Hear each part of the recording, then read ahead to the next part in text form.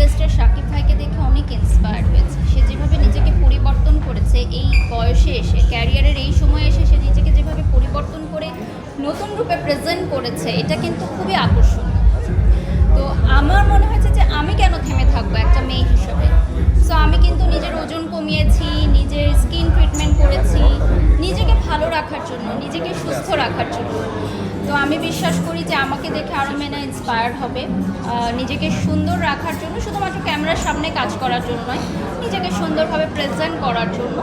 এবং আমি বিশ্বাস করি যে মোটা চিকন সবাই সুন্দর, তবে শারীরিকভাবে সুস্থ থাকার জন্য অবশ্যই একটা পরিমিত ওজনে এবং একটা গুড লাইফস্টাইল মেনটেন করা ভেরি ইম্পর্টেন্ট। আমি খুবই নিয়ম মাফিক চলি, নিয়ম মতো ঘুমাই, নিয়ম মতো উঠি, আমি ব্যায়াম করি, খুব অনেক পানি খাই। আপনারা দেখবেন যে প্রচুর পরিমাণে পানি খাই, ফ্রেশ জুস খাই, আমি খুব ঠান্ডা খাবার খাই না। এবং সকালে উঠে আমি যেটা খুব প্র্যাকটিস করি, যেহেতু আমার স্বর নিয়ে কাজ করতে হয়, গলা নিয়ে, সো আমি গরম পানি মধ্য দিয়ে খাওয়ার চেষ্টা করি।